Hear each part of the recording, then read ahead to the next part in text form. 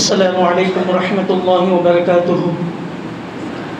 الحمد لله رب العالمين والصلاة والسلام على سيد المرسلين وعلى آله وأصحابه أجمعين. أما بعد، فقد قال الله تبارك وتعالى في القرآن المجيد والفرقان الحميد: أعوذ بالله من الشيطان الرجيم. بسم الله الرحمن الرحيم. وننزل من القرآن ما هو شفاء ورحمة للمؤمنين ولا يزيد الظالمين إلا خسارا. صدق الله العظيم. وعن عبد الله بن عباس رضي الله تعالى عنه قال: قال رسول الله صلى الله عليه وسلم: من قرأ القرآن سورة البقرة وآتيت الرزق وتسلمت البركات وتحذرت المصيبة وتخيرت الجنات والمساكين المعسات أو كما قال عليه الصلاة والسلام. رواه الترمذي. விண்ணை படைத்து விண்ணிலே விண்மீன்களை படைத்து மண்ணை படைத்து மண்ணிலே மனிதனை படைத்த எல்லா புகழும் அந்த இறைவனுக்கே. கண்ணியத்திற்குரிய பெரியவர்களே, சகோதரர்களே, அல்லாஹ்வின் நல்லடியார்களே, அல்லாஹ்விற்கு நாம் கோடான கோடி நன்றி செலுத்த கடமைப்பட்டிருக்கின்றோம். அல்லாஹ் தஆலா நம்மை இந்த உலகத்திலே தலை சிறந்த படைப்பை நம் அஷ்ராஃபுல் மஹ்லூகாத்தில் இருந்து அல்லாஹ் நம்மை படைத்திருக்கின்றான். பெரியன்பர்களே, மனிதனை படைக்கும் சமயத்திலேயே அல்லாஹ் தஆலா சுமார் 1,24,000 நபிமார்கள் ரசூல்மார்களை அல்லாஹ்வுடைய வேதங்களை இந்த உலகத்தில் அனுப்பி வைத்திருக்கின்றார்.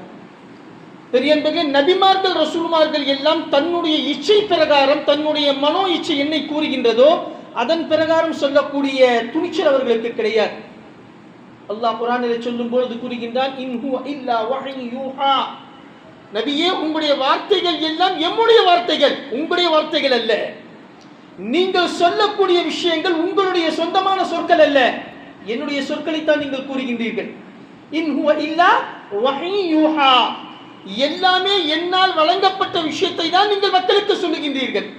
இது மாதிரி நபி ரசூல் மற்றும் பெருமானார் ஸல்லல்லாஹு அலைஹி வஸல்லம் மட்டுமல்ல, உலகத்தில் எத்தனை நபிமார்கள் ரசூல்மார்கள் தோன்றினார்களோ அத்தனை நபிமார்களும் ரசூல்மார்களுமே தன்னுடைய மனோ இச்சைக்கு கட்டுப்பட்டு தன்னுடைய சொந்த விஷயங்களை சொன்னது கிடையாது.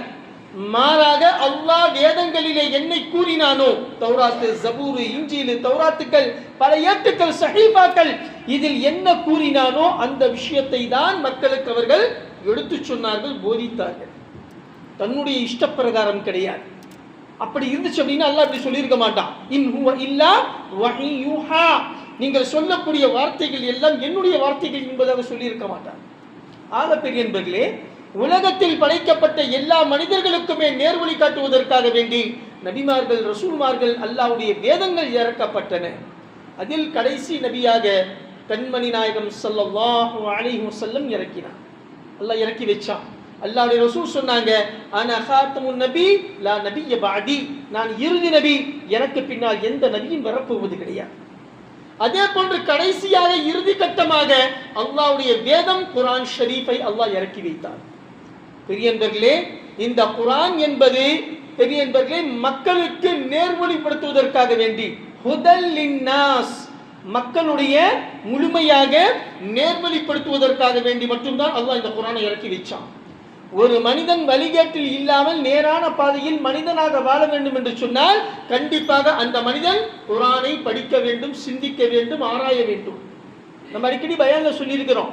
ஹஜ்ரத் இப்னு கஸீர் ரஹ்மத்துல்லாஹி அலைஹி கூறுகின்றார்கள், உலகத்தில் எத்தனையோ கல்விகள் இருக்கின்றன, எல்லா கல்விகளுமே மனிதனுடைய அறிவையும் ஆற்றலையும் பணம் சம்பாதிப்பதையும் புகழையும் இவைகளைத்தான் கட்டுப்படுத்துகின்றதே தவிர, கற்றுக் கொடுக்கின்றதே தவிர, ஒரு மனிதன் எப்படி மனிதனாக வாழ வேண்டும் என்ற விஷயத்தை, ஒரு வாழ்க்கையை, போதனையை எந்த கல்வியும் கற்றுக் கொடுக்கவில்லை. உண்மைதானே பெரியவர்களே?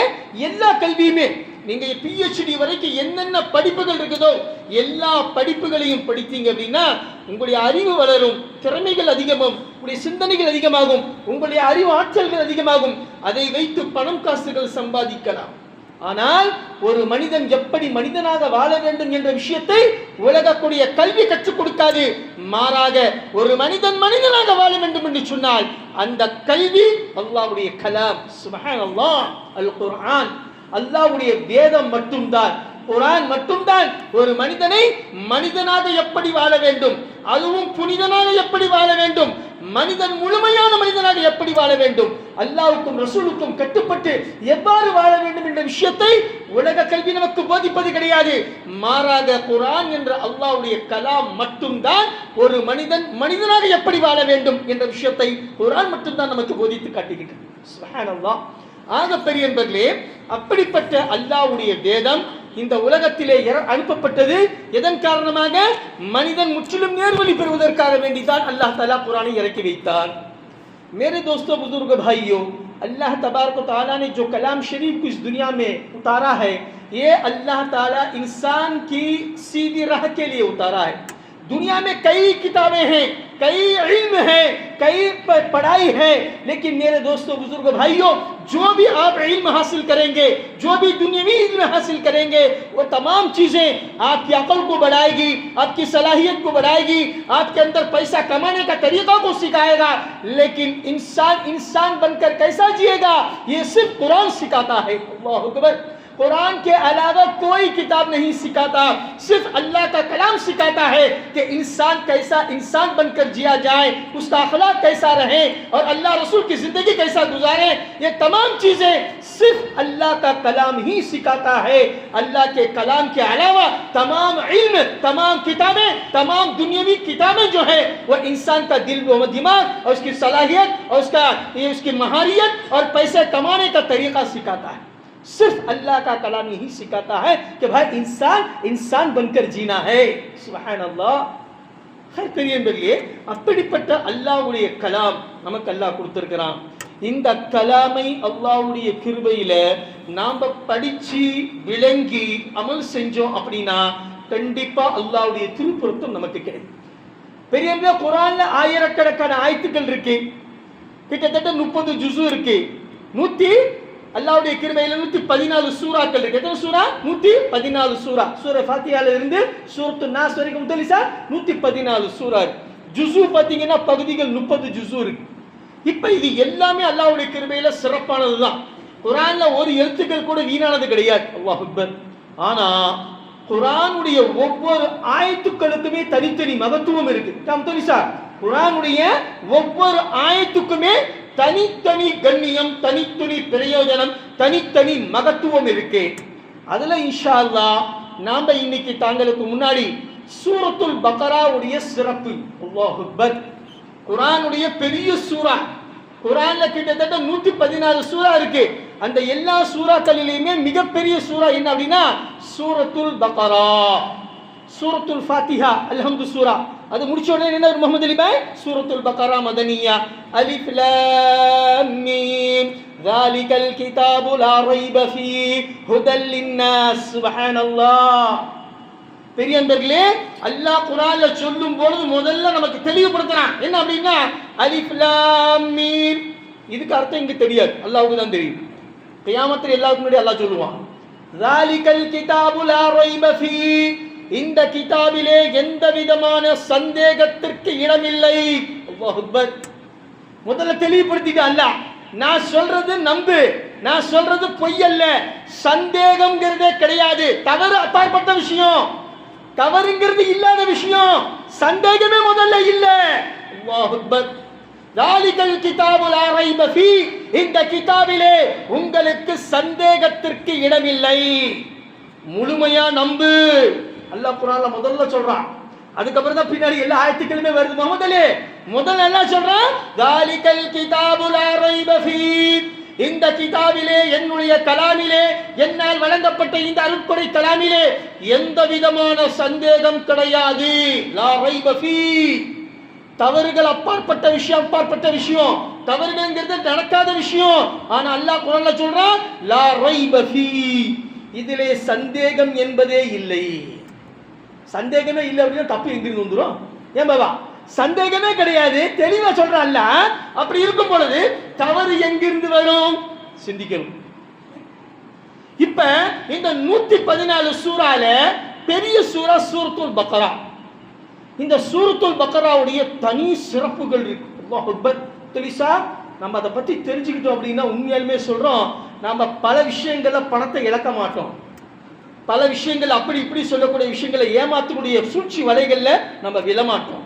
பெரியவர்களே, குர்ஆன் ஒரு தெளிவான கிதாப், அதுல இல்லாத விஷயமே கிடையாது.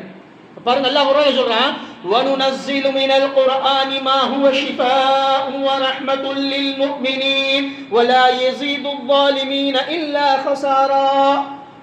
நாம் இந்த உலகத்திலே அல்லாஹ்வுடைய என்னுடைய வேதத்தை அருமருந்தாக ஷிஃபாவாக இறக்கி வைத்திருக்கின்றோம். வனுனஸ்ஸிலு மினல் குர்ஆனி மா ஹுவ ஷிஃபாஉன் வ ரஹ்மத்துல் லில் முஃமினீன். யார் என்னின் மீதும் என்னுடைய ரசூலின் மீதும் ஈமானின் மீதும் அல்லாஹ்வுடைய கலாம் அல்லாஹ்வுடைய ரசூலுடைய கலாமின் மீதும் யார் ஈமான் கொண்டார்களோ, விசுவாசம் கொண்டார்களோ, அவர்களுக்கு இது அருமருந்தாக இருக்கின்றது. வலா யஸீதுல் ஸாலிமீன இல்லா ஹஸாரா.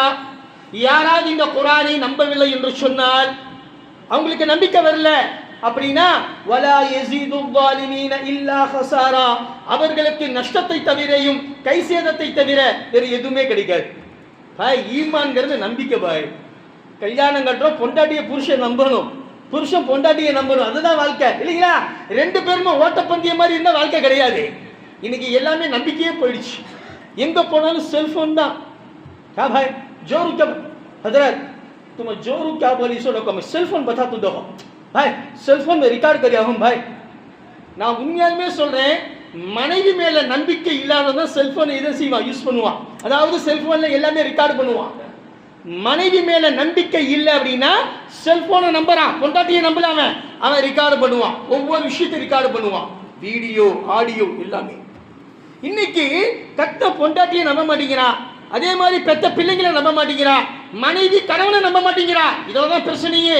அல்லாஹ் அக்பர். ஆனா இங்க அல்லாஹ் சொல்றான், முதல்ல நம்பு, என்னுடைய கலாமை நம்பு, நான் சொல்றது சத்தியம்னு நம்பு. அப்படி நம்பினா உனக்கு ஷிஃபா, குர்ஆனுடைய விஷயங்கள் எல்லாமே உனக்கு அருமருந்து. வலா யஸீதுல் ஸாலிமீன இல்லா ஹஸாரா. அத நம்பிக்கை வரல அப்படின்னா, நீ குர்ஆனை நம்பல அப்படின்னா, அல்லாஹ் ரசூலை நம்பல அப்படின்னா, இல்லா ஹஸாரா, உனக்கு கை சேதத்தை தவிர வேறு எதுவுமே கிடைக்காது. முதல்ல நம்பிக்கை தான் வாழ்க்கை, நம்பிக்கை தான் வாழ்க்கை. அல்ஹம்துலில்லாஹ். பெரியவர்களே, இப்ப இந்த சூரத்துல் பக்ரா அப்படிங்கிற சூரா இருக்கு பாத்தீங்களா, கிட்டத்தட்ட ஒரு 2 ஜுஸு மேல வரும். 3வது ஜுஸுல காவாசி வந்துடும், 2 ஜுஸு முழுமையா முடிஞ்சிடும். அலிஃப் லாம் சயகூல் முடிஞ்சு தில்கர் ரசூல்ல ஒரு காவாசிக்கு மேல ஓடும். கிட்டத்தட்ட 2.25 ஜுஸு அல்லாஹ்வுடைய கிருபையில இந்த சூரத்துல் பக்ரா இருக்கு. குர்ஆனுடைய 2வது சூரா. சூரா ஃபாத்திஹா அல்ஹம்து சூரா முடிச்ச உடனே 2வது சூரா எது? சூரத்துல் பக்ரா. சூரத்துல் பக்ரா தான் பெரிய சூரா, குர்ஆனிலேயே பெரிய சூரா. பக்ரா அப்படின்னா மாடு, அது அர்த்தம் இன்ஷா அல்லாஹ் இன்னொரு நாளைக்கு கொஞ்சம் சொல்லுவோம். நம்ம தஃப்சீர்ல சொல்லி இருக்கிறோம் எதுக்கு இது பக்ரா அப்படின்னு பேர் வந்துச்சு, மாடு அப்படின்னு. அது இன்ஷா அல்லாஹ் ரம்ஸான்ல நம்ம தஃப்சீர்ல சொல்லி இருக்கோம், இப்ப சொல்ல வேண்டாம். இன்ஷா அல்லாஹ் இன்னொரு நாளைக்கு நேரம் கிடைக்கும்போது கண்டிப்பா இன்னொரு சொல்லுவோம்.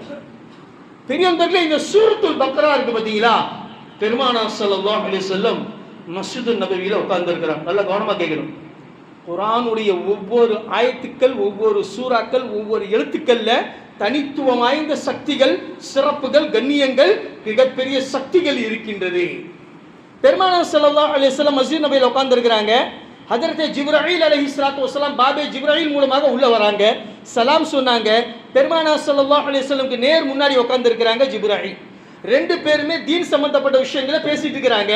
பேசிட்டு இருக்கும் பொழுது தமார் ஒரு சவுண்டு, பயங்கரமான ஒரு சவுண்டு, நில அதிருது, பூமி அதிருது, பயங்கரமான ஒரு சவுண்டு. ஹஜ்ரத் பெருமானார் ஸல்லல்லாஹு அலைஹி வஸல்லம் கேட்டாங்க, ஜிப்ரீல் இது என்ன பயங்கரமான சவுண்டா இருக்குது, சத்தமா இருக்கு, என்ன விஷயம் அப்படி? அவங்க சொன்னாங்க, யா ரசூலுல்லாஹ், சொர்க்கத்தினுடைய தலைவாசல் ஒன்று திறக்கப்பட்டு இருக்கு. அல்லாஹ் அக்பர். சொர்க்கத்துல, வானத்துல, சொர்க்கத்துடைய தலைவாசல்ல ஒரு தலைவாசல் திறக்கப்பட்டிருக்கு. அந்த தலைவாசல் இதுவரைக்கும் திறந்ததே கிடையாது, இப்பதான் முதல்ல திறக்கப்படுது. அல்லாஹ் அக்பர்.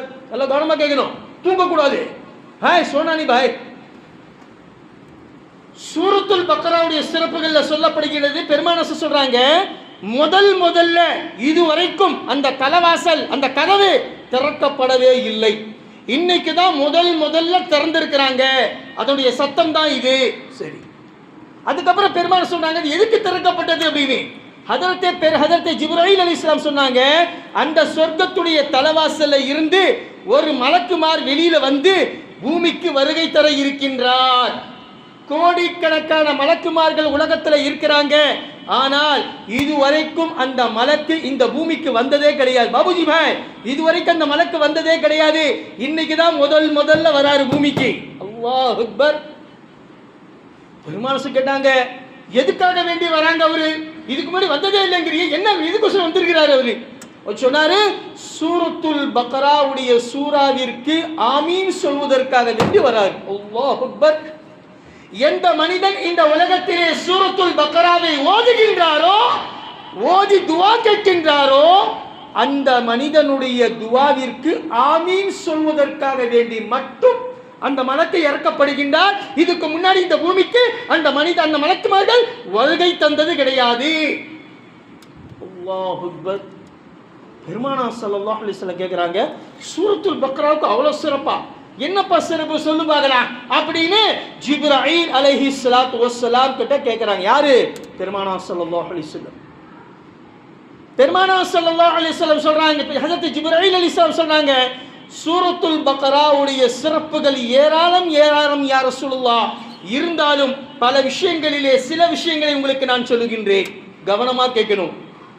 என்ன அப்படின்னா, மன் கான சூரத்துல் பக்ராதி, யார் சூரத்துல் பக்ராவை உலகத்திலே ஓதுகின்றாரோ, வயதஅஹஸு ரிஸ்க, அல்லாஹ் தஆலா அவர்களுக்கு ரிஸ்கை, உணவை, பரக்கத்தை, சம்பாதியத்தை இழுத்து வருகின்றான். அல்லாஹ் அக்பர். தானா வருது கிடையாது, வரல அப்படின்னா கூட கட்டாயப்படுத்தி இழுத்து வருது. சூரத்துல் பக்ரா எந்த வீடுகளிலே ஓதப்படுகின்றதோ அந்த வீடுகளிலே ரிஸ்கை, உணவை அல்லாஹ் தஆலா என்ன செய்வான்? பிடிச்சு இழுத்து கொண்டு வருவான். வரமாட்டேன்னு சொன்னா கூட பரவாயில்ல, சூரத்துல் பக்ரா என்ன செய்யும்? அந்த ரிஸ்கை பிடிச்சு இழுத்து கொண்டு வரும். அல்லாஹ் அக்பர். வயுபர்ரிகுல் பரகாத், அவருடைய வீடுகளிலே மிகப்பெரிய பரக்கத்தை அல்லாஹ் தஆலா கொடுப்பான். வயுஸல்லிதுல் முஸீபத்தில் இஹ்ராஜ், அவருடைய வீடுகளிலே முசீபத்துக்களும் பலா முசீபத்துக்களும் ஜின்னுகளும் சூனியங்கள் இருந்தால் அனைத்தையுமே அல்லாஹ் தஆலா அழித்து விடுவான். அதை வீட்டை விட்டு வெளியாக்கி விடுவான். அல்லாஹ் அக்பர். சிந்திச்சு பாருங்க, யார் வீடுகளிலே சூனியம் செய்யப்பட்டிருக்கோ, யாருடைய வீடுகளிலே ஜின்னுகள் அண்டி இருக்குதோ, யாருக்கு ஜின்னு பிடித்திருக்கின்றதோ, அவர்களுடைய வீடுகளிலே யார் சூரத்துல் பக்ராவுடைய சூராவை ஓதுகின்றாரோ அவர்களுடைய வீடுகளில் இருந்து லிதுஹ்ரிஜுல் முஸல்லத்துல் முஸீபத்தி, இன்னொரு ஹதீஸ்ல வருது, அவருடைய வீடுகளிலே இருந்து முசீபத்துக்களையும் ஜின்னுகளையும் சூனியங்களையும் பில்லி சூனியங்கள் எது செய்திருந்தாலும் அவைகளை வெளியேற்றி விடும். எது? சூரத்துல் பக்ரா. அல்லாஹ் அக்பர். பெரியந்தர்களே, பெருமானார் ஸல்லல்லாஹு அலைஹி வஸல்லம் கேக்குறாங்க ஹஜ்ரத் ஜிப்ரீல் கிட்ட, எத்தனை நாள் பா ஓதணும் இது? நாயகம் ஸல்லல்லாஹு அலைஹி வஸல்லம் ஜிப்ரீல் சொல்றாங்க, 3 தினங்கள். நல்லா கவனமா கேட்கணும். ஒரு மனிதன் சொல்லக்கூடிய வழிமுறையை பெருமாசை கேட்கிறாங்க, எதையுமே விட்டு வச்சது கிடையாது. நாயகம் ஸல்லல்லாஹு அலைஹி வஸல்லம் எல்லா விஷயத்தையும் தெளிவுபடுத்தி நமக்கு சொல்லியிருக்கிறாங்க.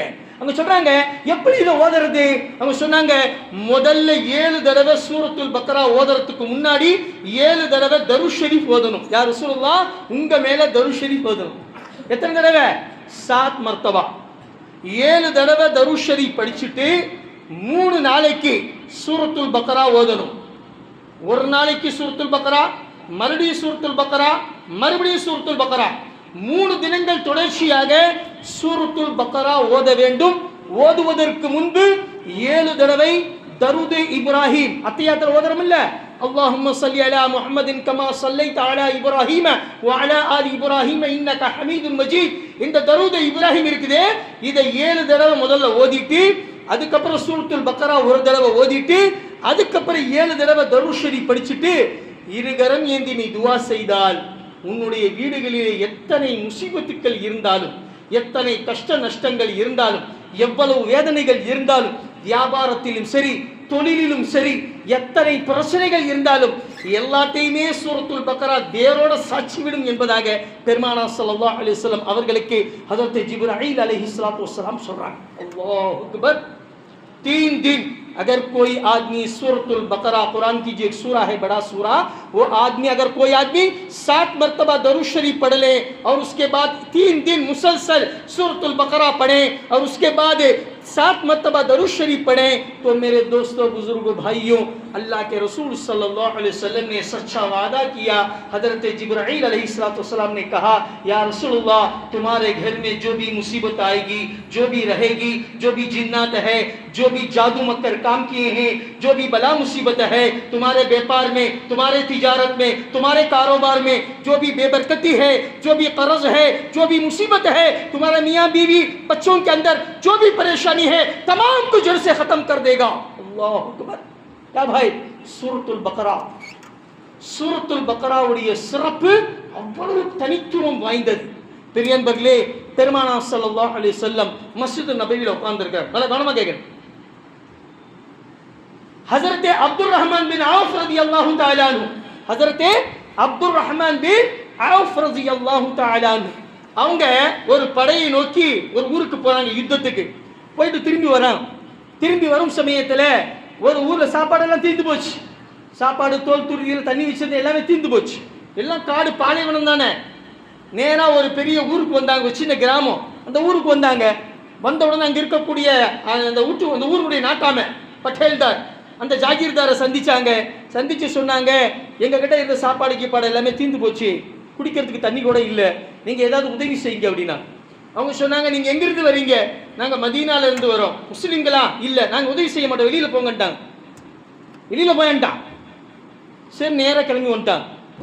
கிளம்பி அந்த ஊரை விட்டு வெளியில் வந்துட்டாங்க.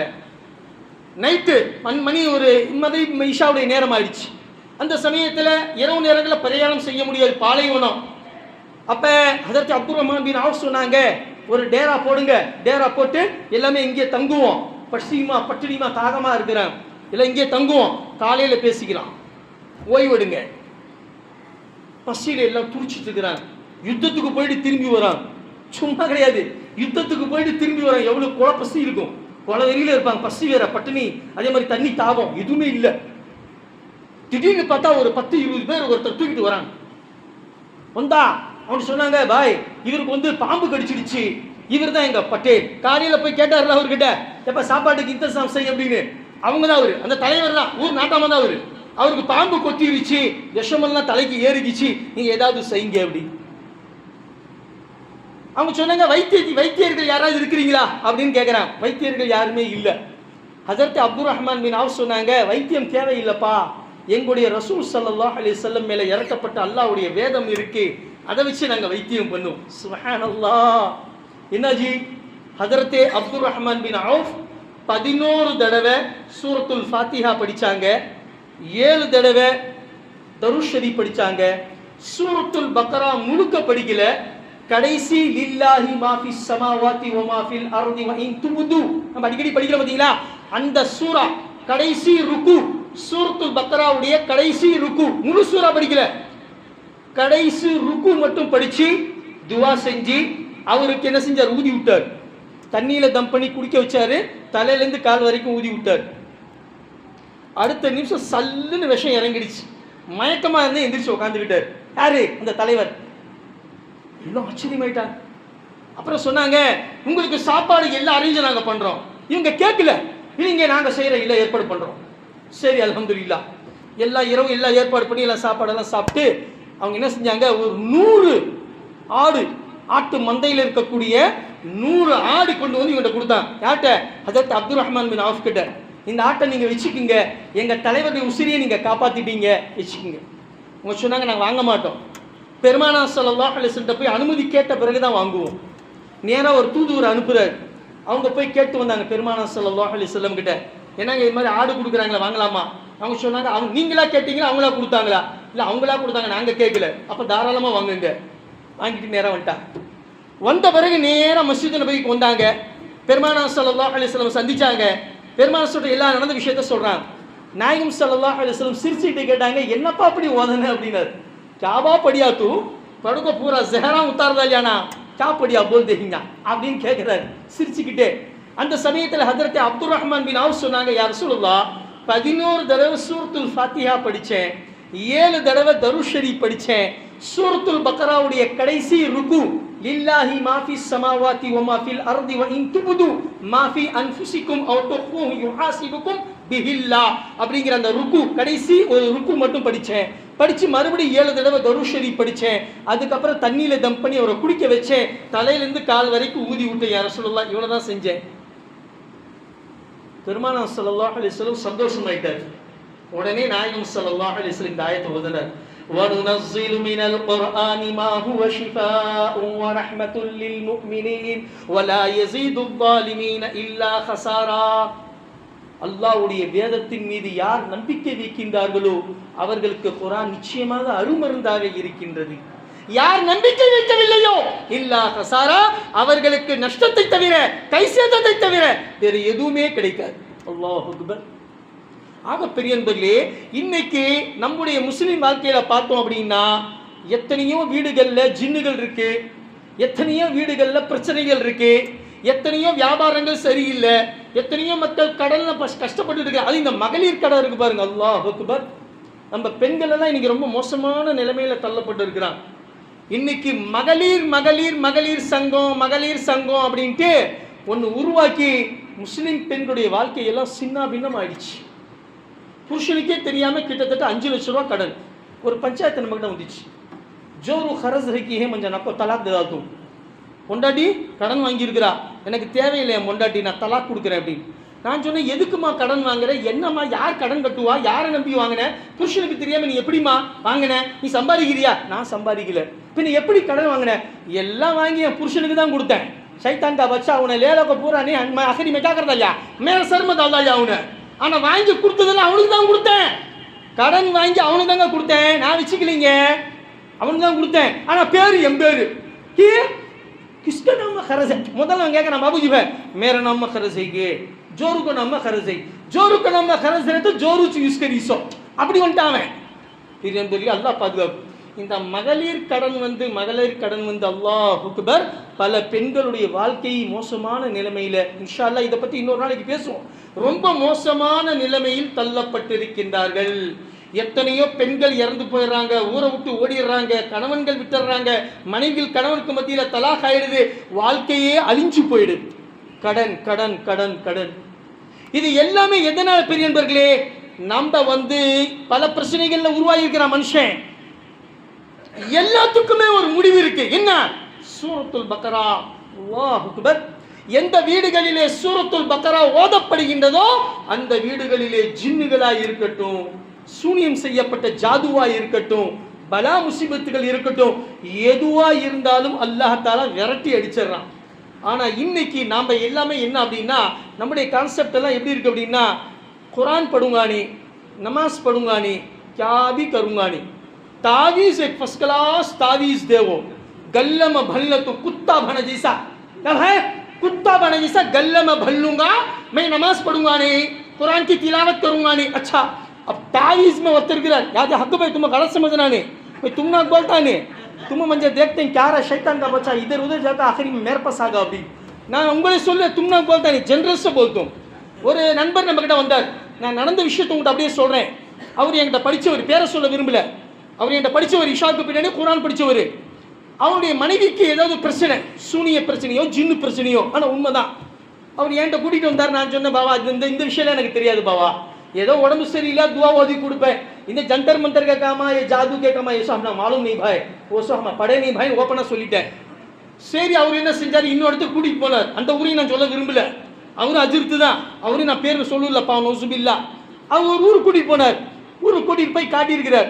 ஜோருக்கு பிட்டாய் எல்லாம் பார்த்துட்டு, भाई 12 घंटा टाइम में तुम्हारी जोर मर जाएंगी, बताओ और बिट्टे 12 घंटा टाइम में, बाबूजी भाई 12 घंटा टाइम ही दिया ही सोने, ज्यादा दिया नहीं, 12 घंटा टाइम में तुम्हारी जोर मर जाएंगी, तुम्हें तावीज का चातीवी करना से कितना हजार काम होगा, 40,000 रुपया. எவ்வளோ பாய்? 40,000 ரூபா. 12 மணி நேரத்தில் முன்னாடிக்கு சங்கூதிடுவாங்க. எப்படியாவது செஞ்சாதான் அதுக்கு பரிகாரம் செய்யணும். பாவஞ்சி அவர் ரொம்ப ஏழ்மையானவர், ஏழ்மையான குடும்பத்தை சார்ந்தவர். அவர் நேராக என்ன செஞ்சாரு, என்கிட்ட வந்தார். சரிங்க ஏற்பாடு பண்ணிட்டு. இப்போ அவங்க மாமியாக்கு கூட போயிருக்கிறாங்க. பொம்பளைங்கன்னு சொல்லவே தேவையில்லை, அது அவன் பொண்ணாச்சே. इवन पोंडाटी विड़ अवन बोलने अयो 12 घंटा टाइम दी है 40,000 रुपये क्या थी भी बेचको कैसा थी ले लगा अब किलमी उठा நேரம் फोन போட்டார். நான் சொன்னேன் பாவா 3 நாளைக்கு சூரத்துல் பக்ரா உன் பொண்டாட்டியை ஓத சொல்லு, ஓதி தண்ணியை ஊதி அதை குடிக்க சொல்லு. 3 நாளைக்கு அப்புறமேலே உன் பொண்டாட்டி சாகல அப்படின்னா என் கழுத்தறுத்தும் காலுக்கு கீழே வச்சிடுறேன் அப்படின்னு. இது நான் சொல்லுதில்ல, அல்லாஹ் அல்லாஹ்வுடைய ரசூலுடைய சத்திய வாக்குறுதி. 3 நாள் நீ ஓது, உன் மனைவி ஓத சொல்லு சூரத்துல் பக்ராவை. அவ ஓதன பிறகும் இறந்து போயிட்டா அப்படின்னா என் கழுத்தை அறுத்தும் காலுக்கு கீழே வச்சிடுறேன் அப்படின்னு சொன்னேன். ஜாதத் ஐசா சாப் போல்தேன், அவன் நம்புறதுக்கோசம் நான் சொன்னது, அதுக்கு நான் அறுத்துக்க மாட்டேன், புரியுதுங்களா? அவன் நம்பணும் அப்படிங்கிறதுக்கோசம் நான் சொன்னேன். அவர் என்ன சார் சரி ஹசரத் பார்த்துடலாம், இவ்வளோ தூரம் நீங்கள் சொல்கிறீங்கல்ல, गला काटूं बोलता रहा हजरत छोड़ूंगा नहीं रे ये जोर किसी क्या जी होगा हजरत गला काटूं बोल रहा है उनका गला लेकर तेरा पाँव में रख तुम बोल रहा है सर तो पढ़ रही அப்படின்னு சொல்லி அவளை எப்படி படிக்க வச்சா 3 நாள் ஓதனாங்க. அல்லாஹ் அக்பர். பெரிய நண்பர்களே, முஸல்லால நின்று நான் சொல்றேன், பள்ளிவாசல்ல ஒசுவோட ஒரு இமாம் சொல்றேன், அல்லாஹ் அக்பர். 3வது நாள் அந்த பெண்மணிக்கு என்னென்ன பிரச்சனைகள் இருந்ததோ அத்தனை பிரச்சனைகளும் தீர்ந்து அந்த பொம்பளை சொல்றா, இப்பதான் நான் புதுசா பிறந்த மாதிரி எனக்கு இருந்துச்சு அப்படின்னு சொன்னா. அல்லாஹ் அக்பர். இப்ப சொல்லுங்க, சூரத்துல் பக்ரா ஓதனதுனால அந்த பெண்மணியுடைய உடம்புல என்ன ஜின்னுகள் இருந்ததோ, என்ன பலா முசீபத்துகள் இருந்ததோ, என்ன சூனியங்கள் செய்யப்பட்டதோ எல்லாத்தையுமே அந்த சூரத்துல் பக்ரா வேரோட சாச்சிடுச்சு. அதனால பெரிய நண்பர்களே, ஏமாறாதீங்க. அல்லாஹ் தஆலா குர்ஆனை நமக்கு கொடுத்திருக்கிறான். அதை விட பெரிய பொக்கிஷம், பெரிய சொத்து இந்த உலகத்துல எதுவுமே கிடையாது. பெரிய நண்பர்களே, பெருமானார் ஸல்லல்லாஹு அலைஹி வஸல்லம் இறுதி கட்டமாக கடைசி நிமிடம் அந்த சமயத்தில் உமர் ரலியல்லாஹு தஆலா உட்கார்ந்திருக்கிறாங்க, அபூபக்கர், பல சஹாபாக்கள் உட்கார்ந்திருக்கிறாங்க. நாயகம் திருமேனி ஸல்லல்லாஹு அலைஹி வஸல்லம் சொல்றாங்க, எனக்கு பிறகு என்னுடைய மறைவுக்கு பிறகு நீங்கள் யாரும் வழிவிடக் கூடாது, என்னுடைய மறைவுக்கு பிறகு நீங்கள் யாரும் வழிகட்டி விடக்கூடாது அப்படின்னு சொன்னாங்க. அதற்கு உமர் சொன்னாங்க, யா ரசூலுல்லாஹ் என்ன சொல்றீங்க நீங்க, எங்க கிட்ட அல்லாஹ்வுடைய கலாம் இருக்குது. அல்லாஹ் அக்பர். நெஞ்சோட மார்போட அணைச்சு சொல்றாங்க, எங்க கிட்ட அல்லாஹ்வுடைய கலாம் இருக்கு, இது இருக்கிற வரைக்கும் எங்களை யாராலும் எதுவும் செய்ய முடியாது, ஒருபோதும் நாங்கள் வழிகிட முடியாது. ஏன்? அல்லாஹ்வுடைய கலாம் எங்க கிட்ட இருக்குது. அல்லாஹ் அக்பர். இன்னைக்கு நாம குர்ஆன் ஓதுறது இல்ல, தொழுகிறது இல்ல, எதுவுமே செய்யாம வெறும் வீணான வதந்திகள் பேச்சுக்களை நம்பி அப்படி இப்படின்னு செஞ்சு பல விஷயங்களுடைய பணத்தையும் மிகப்பெரிய பிரச்சனைகள். சரி சரியாகுதா? அப்பதான் சரியாகிறது கிடையாது. இவ்வளவு செலவு செய்யறான சரியாகுதா? அதுவும் இல்லை. அதனால பெரிய நண்பர்களே, நம்ம அடிக்கடி சொல்றது அதான், அல்லாஹ்வுடைய கலாம். பெருமா கடைசியாக ஒரே ஒரு ஹதீஸ் சொல்லி உரைக்கு முற்றுப்புள்ளி வைக்கின்றேன். பெருமானார் ஸல்லல்லாஹு சொல்றாங்க, மன்கான அமலன் சாலிஹன் வயும்திதுல்லாஹ், யார் நல்ல அமல்களை செய்கின்றார்களோ, யார் நல்ல அமல்களை செய்கின்றார்களோ, நல்ல காரியங்களை செய்கின்றார்களோ, அமல் செஞ்சா வயும்திதுல்லாஹ், அல்லாஹ்வுடைய உதவி அவனுக்கு கண்டிப்பாக கிடைக்கும். நல்ல அமல்கள் செய்யாம குர்ஆன் ஓதல, தொழுகல, இஸ்லாத்தின் பிரகாரம் நம்ம நடக்கல அப்படின்னா கண்டிப்பா ஒருபோதும் அல்லாஹ்வுடைய உதவி நமக்கு வராது. அவர் நபி ரசூலா இருந்தாலும் பரவாயில்ல, நௌசுபில்லாஹ், அல்லாஹ்வுடைய ரசூல் நபியா இருந்தாலும் அவர்கள் நல்ல அமல்கள் செஞ்சால்தான், अमल करेंगे तो अल्लाह की मदद मिलेगी, जब अमल नहीं करेंगे अल्लाह की मदद हरगिज नहीं मिलेगी, चाहे नबी हो चाहे रसूल हो. सुभान अल्लाह. ஆக பெரிய நண்பர்களே, நாம அமல் செஞ்சாதான் அல்லாஹ்வுடைய உதவி நமக்கு கிடைக்கும். அமல் செய்யாம சும்மா அது இது இப்படி அப்படின்னு இருந்தோம் அப்படின்னா பெரிய நண்பர்களே எந்த உதவியும் கிடைக்காது. அதனால வீணான வதந்திகளை, வீணான பேச்சுக்களை நம்பி ஏமாறாமல் அல்லாஹ் நம்ம கிட்ட பெரிய பொக்கிஷத்தை கொடுத்திருக்கிறா குர்ஆனை. அந்த குர்ஆனை ஓதுங்க, தினந்தோறும் ஓதுங்க, நம்முடைய பிள்ளைகளுக்கு சொல்லுங்க, மனைவிக்கு சொல்லுங்க. எந்த பலா முசீபத்துக்கள் இருந்தாலும், எந்த உடல் ஆரோக்கியம் இல்லாமல் வியாதிக்கிஸ்தரமாக வியாதியாக இருந்தாலும் நீங்கள் சூரத்துல் பக்ராவை ஓதினால் கண்டிப்பாக அல்லாஹ் உங்களுக்கு ஷிஃபா கொடுப்பான், அருமருந்து கொடுப்பான். உங்களுடைய எல்லா பிரச்சனைகளுக்கும் தீர்வு கண்டிப்பாக குர்ஆனிலே இருக்கின்றது, குறிப்பாக சூரத்துல் பக்ராவில் இருக்கின்றது.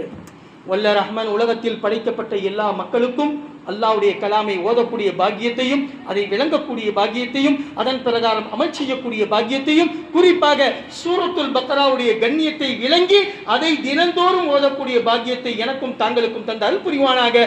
வாஹிரு தஅவானா அல்ஹம்துலில்லாஹி ரப்பில் ஆலமீன். அஸ்ஸலாமு அலைக்கும் வரஹ்மத்துல்லாஹி வபரகாத்துஹு.